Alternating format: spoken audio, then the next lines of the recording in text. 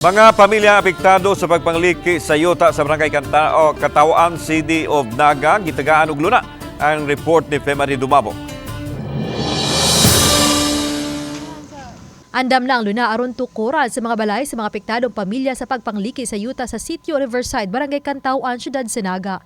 Gipibaw ni Mayor Valdemar Chong nga sa labing uwahing tigom uban sa Department of Public Works and Highways wala pa'y konkretong plano kabahin sa expressway nga usa ka national project. Nagtuang mayor nga padayong mag-antos ang 30 ka pamilya nga wala na makabalik sa ilang Pinoy-anan tungod sa pagpangliki sa yuta dihang gisugdan ang pagbuka sa expressway.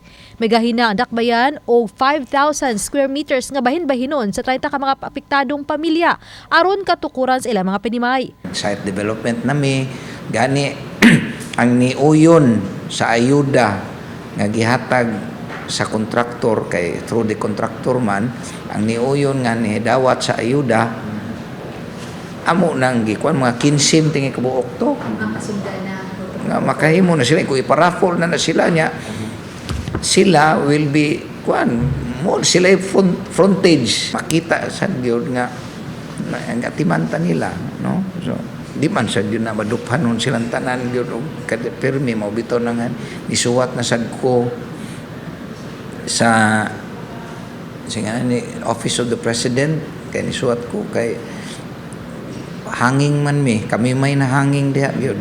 Mato di City Administrator Arthur Villamor nga 20 pa ka pamilya ang pabiling ana sa evacuation center nga andam na kaayong motukod sa ilang mga panimay. Matod ni Villamor nga matag pamilya gahinan og 50 square meter. Gipaybaw sa opisyal nga padayon pa nilang gihatagan og ayuda ang apektadong mga pamilya.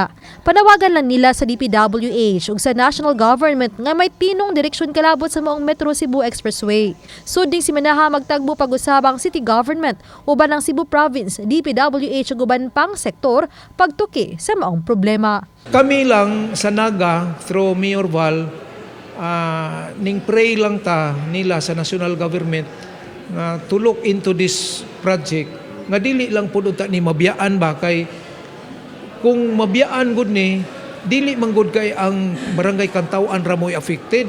It's the whole city of Naga kay lalimang ka mo divert gud asa gud mo agi libot. Uban ni Godfrey Rilien, Femari Dumabok. Balitang Bisdak.